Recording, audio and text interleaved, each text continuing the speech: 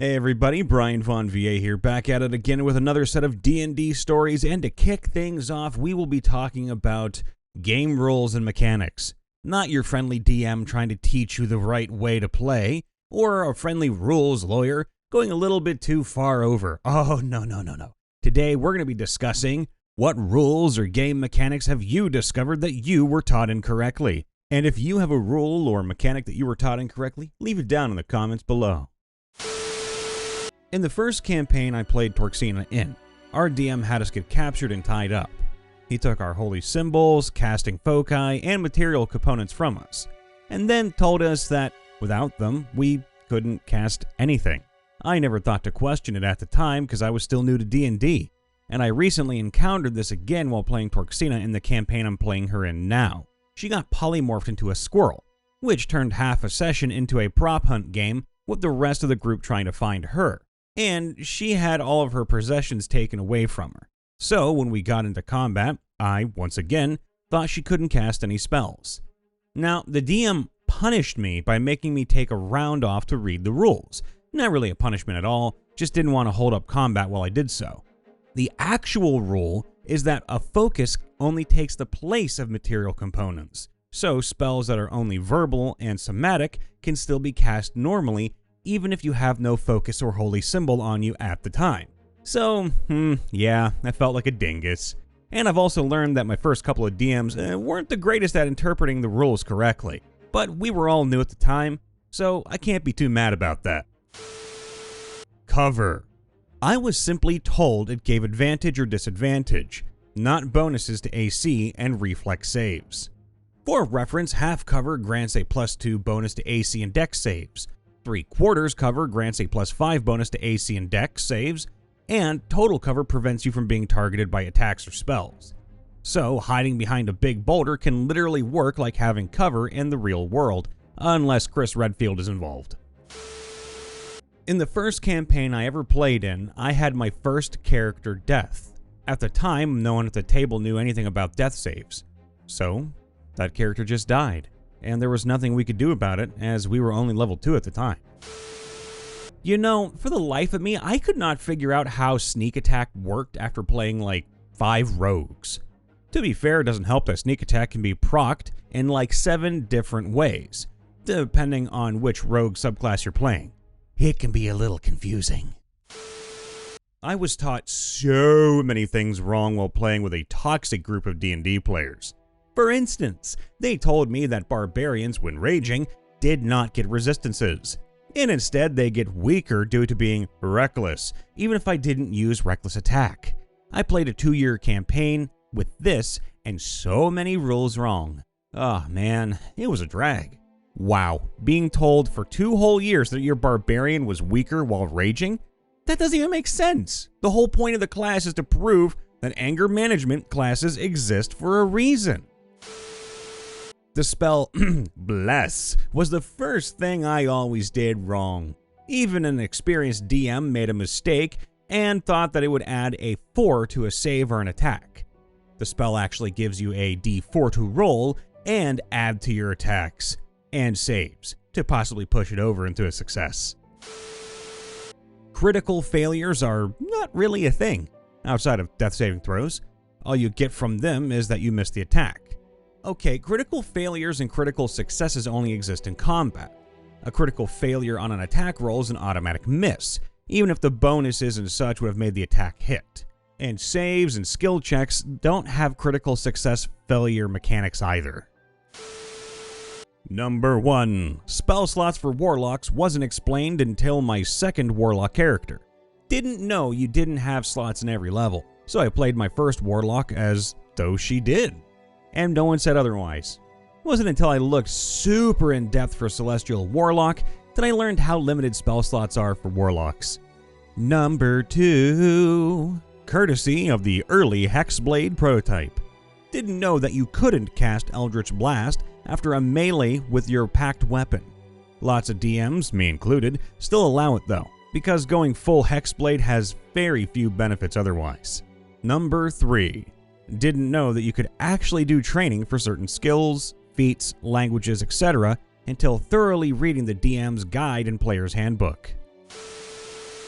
I don't know where this came from, but in Pathfinder, it took me forever to realize that DRXY stood for damage resistance R, X broken by Y damage type, not damage resistance X versus Y damage type. Energy resistance might have been my source of confusion, as energy resistance would function similarly, but only applied per element. And this is why people don't like Pathfinder, except people like me, because we like things being clarified. I like the clarity here. So, turns out my character was proficient with all martial weapons as a battlesmith artificer. Nearly cheated myself out of a really good bonus to hit when adding a heavy crossbow into my Roll20 character sheet. Proficiency is a weird rule. When I learned D&D back in high school, nobody told me that you added your ability modifier to attack rolls. So for a while, I was rolling with nothing but my proficiency bonus. After that, I was convinced that you only got to increase a single stat by +1 when you hit level 4 and 8 and onwards. Not that it was 2 +1s or a single +2.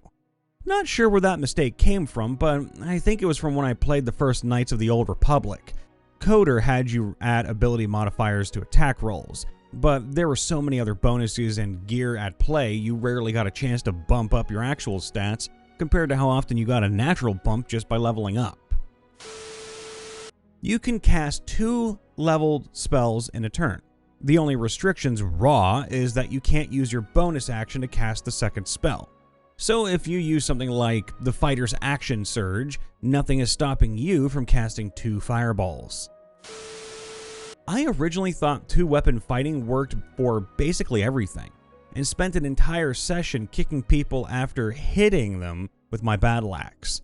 Afterwards, I apologized to the DM and everyone, but our rogue had quit in the middle of that session, so I don't think it was that bad for the balance of the boss fight. Rolling nat 20s on saves doesn't mean it's an auto success. Same for rolling nat 20s on ability checks. It's a common misunderstanding in 5th edition, but by raw, the only true crit is a natural 20 on an attack roll. Early on, I misinterpreted what your proficiency bonus was actually added to. I was adding it to my damage rolls and not my attack rolls. Halfway through a session, I realized my mistake by going through my sheet on D&D Beyond and quietly fixed it, and nobody said a thing. I was playing a character that kind of bends the rules a bit already, so it looked really bad. I preemptively messaged an apology to the DM, and it turns out he didn't notice at all. Still damaged my reputation within the group, but hey, at least I wasn't branded a cheating idiot and booted from the campaign.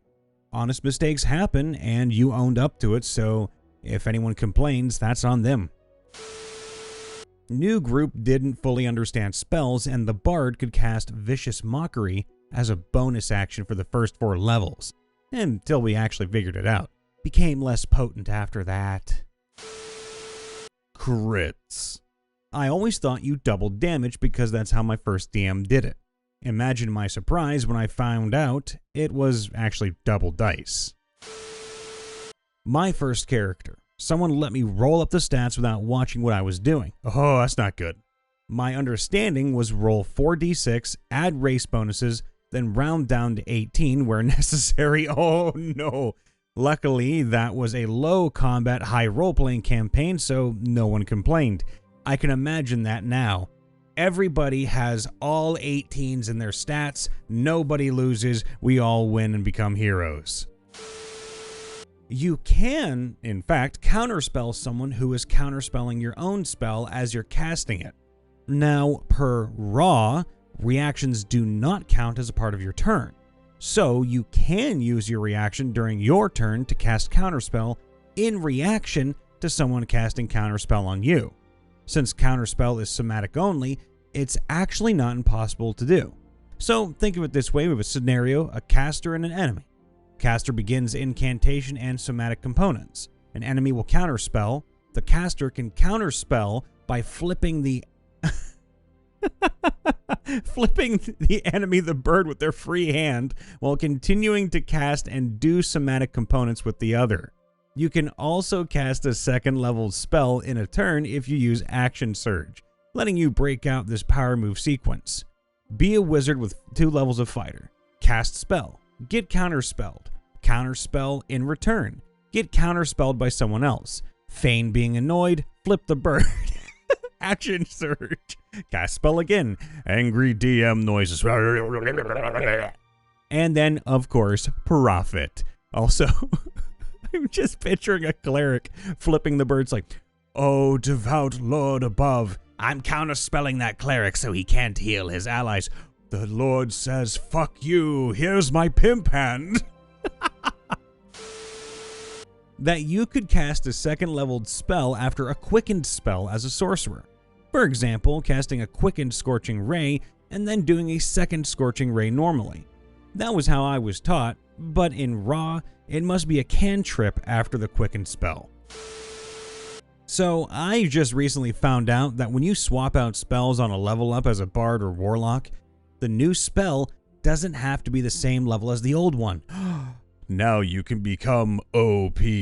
Or take a really cute little tiny spell that's going to make everything better.